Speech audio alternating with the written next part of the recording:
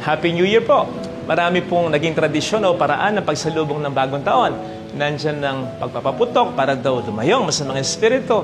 Although nauso na rin ang torotot, mas safe nga naman. Pero okay na rin yung pagbubunga nga sa'yo ng nanay mo. Mas matindi kaysa boga yan. Joke lang. May mga nagsusot ng polka dots or stripes para daw magapera. May mga kumakain ng mga bilog na prutas para daw swertehin.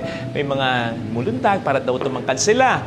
May mga kumakain ng pansit nang hindi pinuputol para daw long life. O sige, mahilinan ka. Kaya napakaraming paraan napakaraming tradisyon. Pero alam po ba ninyo na kahit di natin gawin ang lahat ng yan, okay lang? Sapagkat hindi naman iyan ang pinagmumulan ng mga biyaya natin, kundi ang Panginoon lamang. In the first place, bakit natin pagkakatiwala sa mga practices at sa mga bagay na yan, ang buhay at ang kapalaran natin? Wala namang isip ang mga yan. At ang pinakamahalagang gawin, magdasal, magsimba. Nagpasalamat na po ba tayo sa maraming mga biyayang tinanggap natin sa lumang taon na ito na iniiwan natin? Sapagkat sigurado ako na bago magsimula ang lumang taon na ito na iiwan natin, nagdasal din po tayo for more blessings, for many blessings. Sa palagay ko, marami sa mga biyayang yun natanggap natin. Kung hindi man, marami tayo mga biyayang tinanggap sa Panginoon na hindi natin hiling. Pero binigay niya sa atin ng kusa sapagkat alam niyang kailangan natin. Pasalamat din tayo sa Panginoon sa kabila ng mga naging problema natin. Sapagkat kaya tayo narito ngayon, ay obviously, lalampasan natin ang lahat ng ngayon at hindi natin kinaya yun kung hindi tayo tinulungan ng Panginoon. Nagpasalamat din po tayo kahit nasaktan tayo, kahit naloko tayo, naargabyado tayo ng ating kapwa-tao. Basta, hindi tayo nanakit, hindi tayo ang naloko, hindi tayo ang nangargabyado. Okay na yun.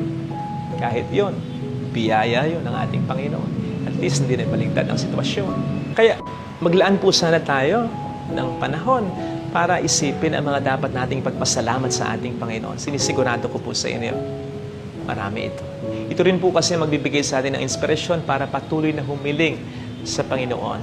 When we realize that, hindi natin masusubukan ang kanyang kabutihan sa atin. Basta kailangan natin talagang ibibigay niya sa atin. Ito rin, kaugnay nito, ang magbibigay sa atin ng lakas ng loob para umasa na magiging maayos ang bagong taong ito sapagkat nandiyan ang Panginoon para sa atin ay dumamay ang sumaklolo. Yun po ang sikreto upang ang New Year ay maging happy talaga. Hindi yung lahat ng gusto natin na matutupad, hindi yung magiging okay ang lahat o wala ng problema sapagkat imposible yun. Kundi yung makasama natin lagi ang ating Panginoon sa anumang sitwasyon. May nagsabi nga po, we do not know what the future holds for us.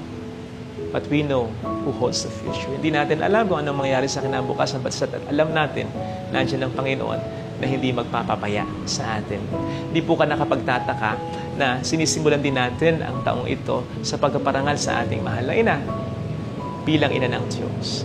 Hindi lamang dahil sa gusto natin humingi ng panalangin niya, kundi dahil gusto rin ng simbahan na matuto tayo sa naging halimbawa niya. Siya na ang buhay hindi naman naging madali talaga, pero nakaya niya sapagkat ang Diyos ay sumasa kanya.